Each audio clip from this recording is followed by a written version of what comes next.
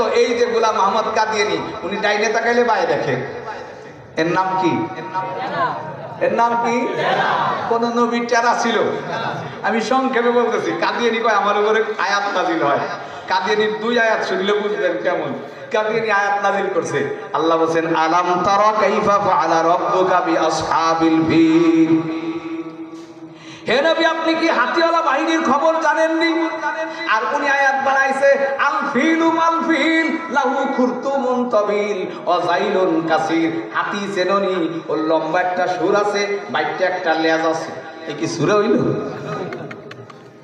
আল্লাহ বলেন ওয়াস-সামাই যাতিল বুরুজ ওয়াল ইয়াউমিল মাউউদ। আমি কক্ষপথ বিশিষ্ট আসমানের কসম খায় বলতেছি, আমি কিয়ামতের দিনের কসম খায় বলতেছি। উনি আয়াত বানাইছে ওয়াস-সামাই যাতিল বুরুজ ওয়ান নিসাউ যাতিল ফুরুজ। আসমান কক্ষপথ বিশিষ্ট, মহিলারা স্ত্রীলিঙ্গ বিশিষ্ট। এ হলো কাদিয়ানীর আয়াত। দেখি কোন নবী পায়খানায় পড়ে মারা গেছে? কোন অলি? উনি পায়খানায় পড়ছেন, উঠাবার যায় 3 বার উঠেছে, 3 বার আবার পড়ে গেছে।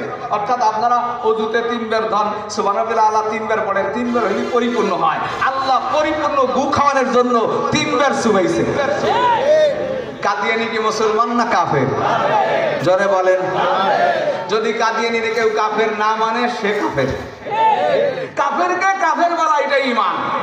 আল্লাহ কোরআনে বলেছেন কুল ইয়া আইয়ুহাল কাফিরুন। নবীর সামনে কাফের দাঁড়া, আল্লাহ কয় নবী আপনি বলেন এ কাফেরের গোষ্ঠী। কয় না যে দুলে ভাইরা, এটা বলেন। কাফেরকে দুলে ভাই কইতে কইছে? কাফেরে কাফের বলা ঈমান। অতএব কেউ যদি ভালো মানুষ সাজে, একজনে বলছেন যে না আমরা কাফের ফতোয়া দিব কে? কিরা মুসলমান কিরা কাফের আল্লাহই ভালো জানে।